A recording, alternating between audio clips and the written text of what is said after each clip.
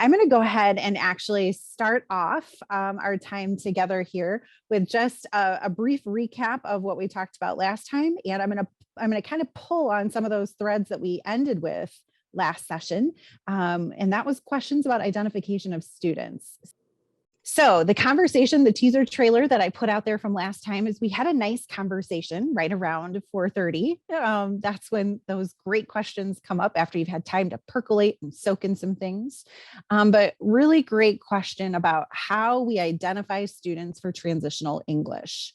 Heather provided some really wonderful guidance. If you do look at the competencies and policies document, there is some language in there that will help us to most appropriately identify students for this course.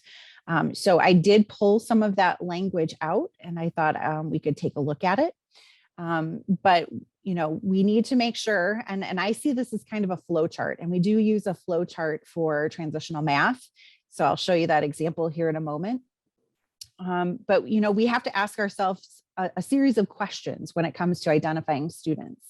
So one of the first questions we have is we're thinking about those junior students who might be taking a transitional English class their senior year. Is, do they have 3 credits of English already under their belt? Because we do know that those students do need to meet their high school graduation requirements. Are they ready? And I think that's where probably the most ambiguity comes in. How are we defining readiness? And how are we looking at that as early as a child's junior year of high school? So we're going to come back to that in just a minute. We might also ask ourselves, well, if they are ready, what options are there available to those students? So if a student is we've kind of identified some of those metrics and we're saying, yes, we feel that they are ready to take college coursework once they graduate. Are there opportunities within our system for them to take early college coursework, whether that's AP or some kind of dual credit opportunity? And how are we thinking about this systemically? So really, we talked about this last time, really it comes back to how you're talking about this and defining it within your partnerships. So do you have a system set up? Is advising, administration, teachers, families, students, are they all on the same page? How are we communicating this out? How are we getting together to kind of talk about this idea of readiness and whether or not we are going to make the recommendation to move a student to transitional English language arts? So I'm going to put out a few ideas about how we can potentially define readiness. So I'm going to kind of show you some metrics we can use. I'm going to show you what that looks like in transitional math. And then I'd like for us to have just an open conversation about it. So we are all about multiple measures. If you ask any of our community college friends who are on the call, we've moved towards multiple measures at the post-secondary level. And what this means is we're looking at multiple pieces of data, multiple pieces of evidence to make a determination on whether or not we feel a student is going to be ready for college coursework once they graduate our secondary institutions. So if we're thinking about those evidence pieces, we might think about GPA. We might think about how have they performed in past English courses. We might be looking at student writing samples. We know that as a student moves ahead in their education, as they move down that road, that burden of writing is so critically important. Are they prepared to communicate effectively in writing? What are their SAT scores? Maybe we're looking at their ACT scores if they've chosen to take that assessment. Is there any other benchmarking data? Some of our districts use MAP, some of our districts use STAR. So what is our benchmarking data telling us about the reading and writing abilities of the students, even as early as junior year? And of course, teacher recommendation. So we're putting together many of these pieces to kind of create a better picture about that student and their readiness in order to make an informed recommendation to that student on that 4th year English course. So transitional math does a really nice job of this. This is the flow chart. And I actually have it on the kind of agenda for us to talk about at our statewide team meeting this week. But this is the flow chart that Transitional Math uses. So we start up here at step 1. It's kind of almost reminds me of Chutes and Ladders a little bit. We ask ourselves the question, does the student meet the high school graduation requirement, which is 3 years of math? So if they do, then we're going to ask ourselves, do they have 2 or more of the following indicators? A B or better in Algebra 2, a C or better in a course that's higher than Algebra 2, a GPA of greater than or equal to 3.0, a math or a PSAT score of greater than or equal to 530, or a math ACT score of 22 or higher. PARC is not given at the high school level anymore, so we can kind of take that off the plate. Have they taken any kind of placement tests? Do they have a cumulative GPA on, oh, that's a start up here for GPA.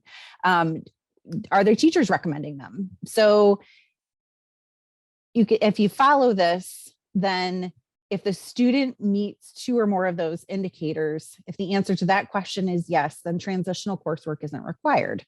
And we might actually look at recommending that they take some early college coursework. They could still opt to take that transitional course if they want to, but really we want to kind of see if we can push them into dual credit or AP. If the answer is no, then that's where we would kind of start taking a look at, in this case, transitional math placement. So this might be a great starting point for each of you to have some conversations about when we're thinking about students and student recruitment. Who are those students that we are considering, that we are thinking about? What data do we have available to us? How are we talking about this as a system? And is this something that our entire partnership is talking about? So I wanted to share that with you because I think it maybe provides a little bit more of a context or a framework. The success of the work that we do with students in transitional coursework is so dependent on the partnerships and the relationships that we have between our K-12 districts and our community colleges. And I would add to this is a quote from an actual community college administrator here in the state of Illinois. I would add to that and say, even our 4-year institutions, because we do have some of those folks who are at the table and who are thinking, how do we work smarter, not harder, when it comes to finding ways for us to promote success in the state of Illinois with our students. So we're really going to kind of focus on our partnership piece today. And the way that we're going to be doing that is we're going to be thinking about how are we documenting that commitment to one another? What pieces do we have? What are we submitting for portability? Because that is actually a piece of this partnership with one another. So we're going to talk about all of those moving parts having to do with partnerships. And so Autumn, this is for you and anyone else. So each week, what I'll try to do is kind of give you actionable steps. These are not necessarily in a particular order, but from each session, there are going to be things, some tangible things that are kind of like checklist to-dos. And it could be within your own building. It could be within your partnership. So from this first section, one of the things you could do is read the competencies and policies documents, read and talk about it within your partnership with your colleagues. Talk about what the vision is for the course. That could happen at the building level or at the partnership level. How does transitional English fit into a bigger college and career readiness system? So how does this fit into, Amy talked about special education. What does that look like? How are we planning for that? What are our systems? How does this fit in with career exploration and some of our pathway endorsement work? So, there's multiple moving parts here to help engage students and promote success. When do we plan to implement this? Is it next year? Is it 2 years from now? Who's going to be teaching the course? So Whitney mentioned that she just found out she's going to be teaching this course because we want to get those people plugged in for professional learning and support and resources. So the sooner we can do that, the better. And then today, we want to be mindful of what does our partnership look like? What are our shared commitments with one another that we can document through an MOU? Do we have a scope and sequence, some course materials, a syllabus that we have ready to share with the portability panel? And we'll be developing more of that as we move forward. What students? How are we going to identify students? We just talked about that. There is a content competency spreadsheet. So who's going to do that? What does that look like? How are we documenting what our course looks like and how we're meeting those competencies? Then we are also going to have a portability submission form that we're going to have to submit, and some of those accompanying documents. So who's going to be responsible for that? What does that process look like within your local partnership? And ultimately, the community college will submit that representative sample to the state portability panel. So we might want to be talking about, well, when does that occur? What are your dates at the partnership level to do that? How does that align up to the state portability meetings? So all of these things are actionable items, and you might want to just kind of keep this at the ready, and maybe it'll be a great reference when you're having those conversations with one another. So as we think about partnerships today, I want you to keep thinking about what that nature is of your partnership. How are you documenting that? How are you monitoring? And we talked about this a little bit ago. How are we making sure that our partnership together is making a difference for students? How are we monitoring that? We might have, I think that's probably one of the most overlooked pieces in this work, is kind of thinking about that data system. But it can really help us to refine what we're doing and make sure that whatever that looks like, the outcomes are matching the intent.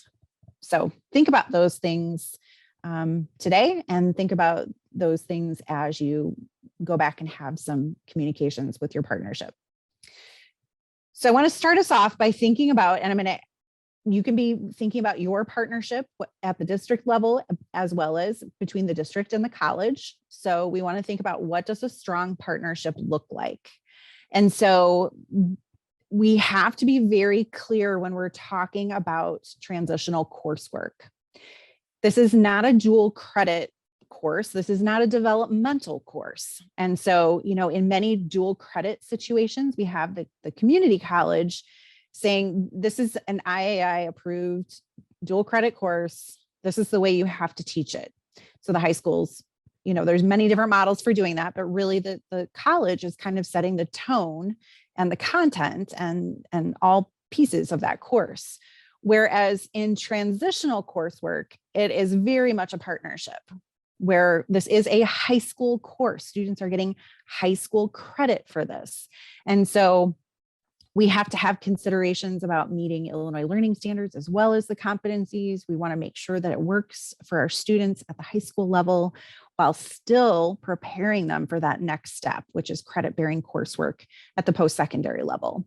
So this is a partnership. This is about coming together. This is about sharing a language. This is about meeting and kind of in a no-fault environment and talking about, what are we doing for kids? So there is a difference between the typical relationship we might have with one another and how we're approaching this relationship as part of transitional English. So I already mentioned that the fact that this is a high school course, we want to make sure that as in any good partnership, we're acting in a collaborative fashion. We're kind of meeting regularly. This is an ongoing endeavor, an ongoing dialogue and partnership and collaboration, and thinking about being results oriented. And documenting this is an essential part of our work together. We're going to look at an MOU. We might even want to be articulating, we should be articulating the kinds of supports that we're going to provide to one another in as far as professional learning and how we're coming back and looking at the data with one another. That way, no matter what administrator changes or what educator changes, we have something documented. We're saying this is the way we've agreed to do business. So that is the power of an MOU. And that is actually part of your portability submission. So your MOU is an agreement within your partnership that you will complete, and you are going to need to complete this between the district and the college. And so it will go to your local portability panel first. And then all of this is also, we take a representative sample and we send that to the state portability panel. So this is a very comprehensive document. There is a template available. And in fact, one of the great things about having these slides is you're going to notice that there are some hyperlinks here as well as in the notes. So if you want that template that's been prepared for you, you can easily access it in one of two ways here. But we're going to be talking about in this MOU within the district, what high schools are participating. Some of us have multi-school districts. What are our grading and assessment policies? So we're going to talk about that more in just a little bit. And that is something I will tell you that the portability panel will scrutinize. Grading and assessment policies is something we take a very close look at. What is the portability agreement? This is where you would document what students are eligible for the course, how you're going to keep records. How long are you going to keep some of those writing portfolios or writing samples? All that is spelled out within the MOU. How are you going to collect data? What happens if there's a disagreement? How do you handle a disagreement? So that is also outlined in the MOU, and then any kind of contact information. So not only is this an important piece of really recognizing your partnership, but it is a required component for portability. So each district has to have an agreement on file with their partnering community college to articulate these commitments with one another. And then that representative sample will go to the state portability panel. One of the things that you're going to need to articulate in that MOU is a little bit about some bumpers on who's teaching the course. So you do have to have a certified English language arts teacher to teach the course. This is a little bit different. Transitional math also requires a certified high school math educator, with the exception of technical math. And there's a little bit of a different guidance around technical mathematics. So this is, if you have somebody in your building who's doing tech math, this is different. So we do need to have someone certified in English language arts. And I mentioned earlier that the MOU should really kind of talk about those supports for that teacher in teaching transitional English and who that point person at the college is going to be. So for us, our point person at the college is going to be Janice Jones at Sauk Valley Community College. She does a lot of our transitional coursework, and she also works with me to help locally to support our transitional English teachers with that instruction and curriculum component. And we have that spelled out in the MOUs. Grading, I mentioned, is a really, really, really big thing. And this comes straight from the competencies and policies document. So we looked at this last week. And so everything that you're seeing right now has been pulled from that competencies and policies document. And so I'm right here on page 5. So if you need to have a conversation around this, it is on page 5 of the competencies and policies document. And so in the MOU and in your course syllabus, you need to talk about the fact that your formal graded writing assignments must account for at least 60% of the final grade. You need to talk about and reflect that no single assignment may be 50% or more of the final grade. And the course has to include at least 3 multiple draft essays. What I will tell you from the portability panel's perspective is that we don't want to see a lot of like, what was Little Red Riding Hood? What color was the coat? We really have had really great, robust conversations about how is it that we're engaging students in that metacognition? How are we engaging students in critical thinking and analysis? And how is that demonstrated through writing? So a lot of this course, the grading is going to come from those writing products, and not so much a quiz or a test. But we do know that a good healthy assessment system has a balance and variety of assessments. But for the purposes of the MOU and in order to gain portability, you must be able to not only talk about it in your MOU, but demonstrate it in your course syllabus and submissions.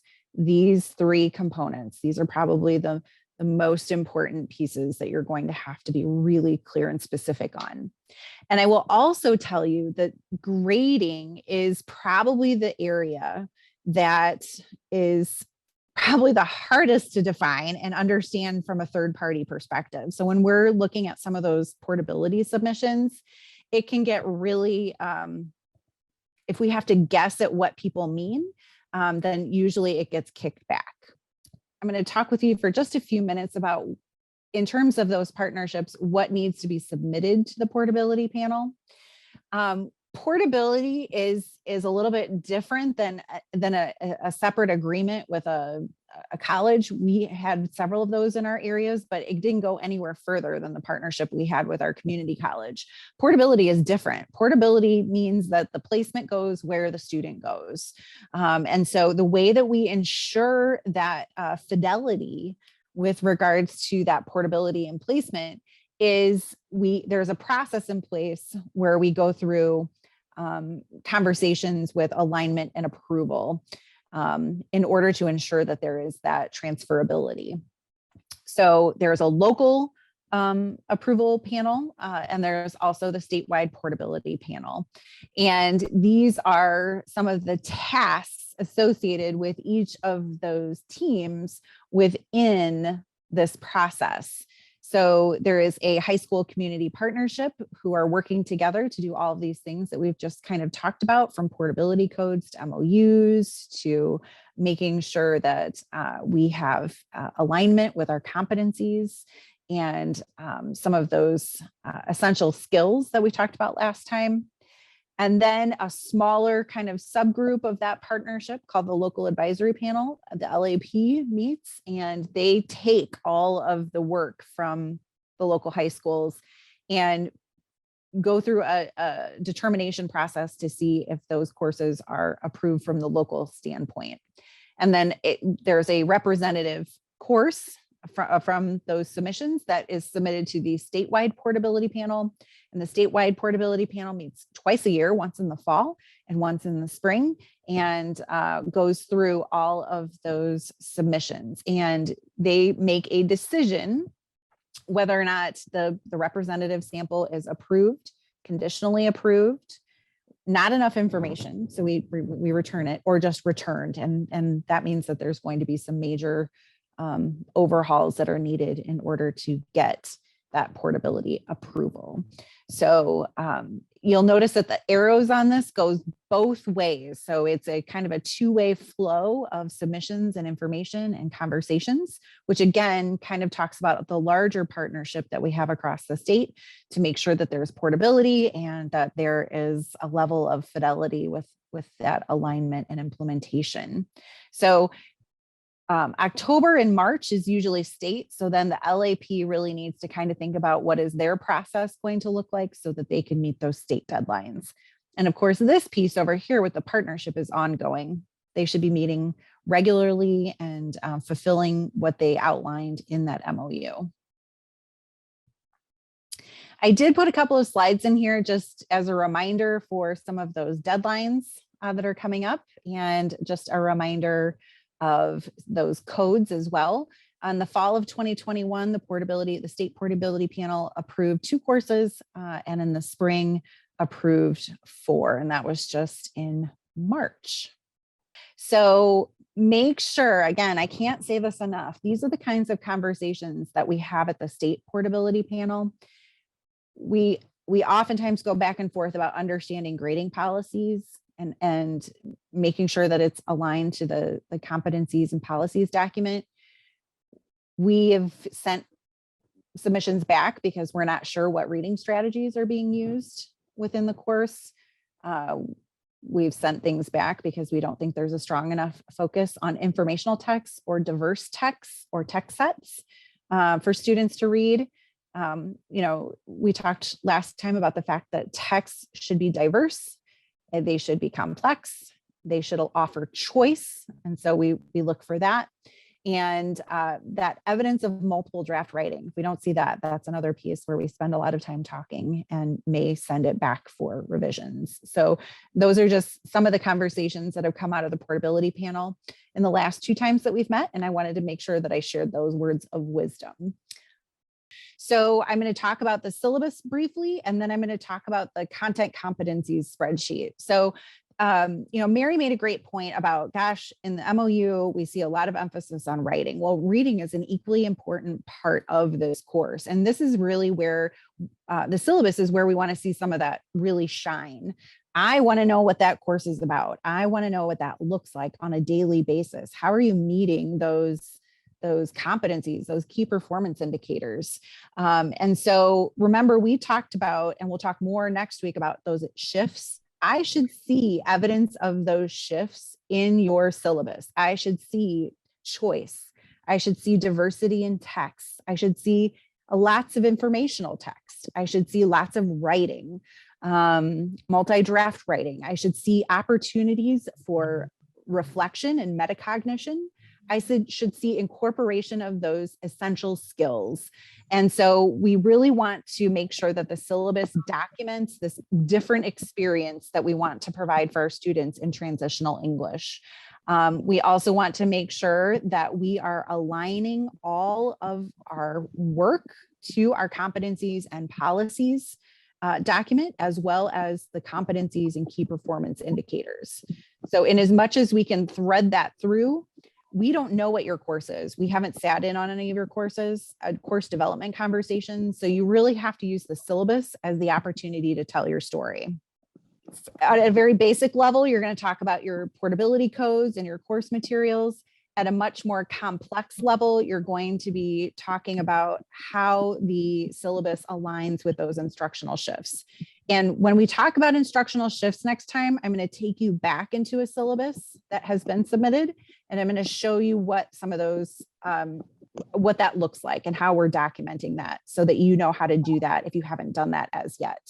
So here is one from Lake County, which is posted on our website, which will come back. That's one of the ones we'll come back and take a look at next time. And then the final piece that you are going to submit, and it's going to look really overwhelming, but it's actually a really good thing. It's called the content competencies spreadsheet. And it looks a little bit like this. It's an Excel document. Again, it's hyperlinked for you here. When we talk about a little bit more in our last 2 sessions together on starting the work, I'll show you how the work flows into this content competency spreadsheet. But basically what we have here is we have the competency, so students can apply and adjust active reading strategies to texts of similar rigor and structure. And then you have your key performance indicators, and you have to go through the work that you've done. It's a great cross-reference and talk about, for this key performance indicator, what unit, lesson, or learning segment, where does that appear? What other units does that appear in? Can you tell me a little bit about what students are doing with it within the context of the unit? And then there's another, these 2 are optional columns, but I like doing them just to make sure that I'm aligning. So the last section here is, are there additional assessments? Can you show us where this is being assessed and tell us a little bit about those? So I basically, once I had all of, I actually did this. So when you pull up the sample, this is something I did for the state. And I pulled right from the work that we had done to build the course. So I just was doing some copying and pasting. And then I went back through and I looked at for holes or areas that we were weak. And I thought that was a really great thing for our partnership to go back and look at and talk about areas where maybe we're not as rich or robust. So that is another piece. And it's probably going to come toward the end where you're going to want to do that cross-check and then prepare that for submission to your local portability panel. And then they will further submit to the state portability panel. So that we will take another closer look at that later. But again, I wanted to make sure that you at least had that level of awareness, and we're going to layer on top of those. So everything that we learn from here on out and we talk about, we're going to link it back to the MOU. We're going to link it back to the syllabus, and we'll link it back to the content competencies spreadsheet so you can see how all these pieces start fitting together.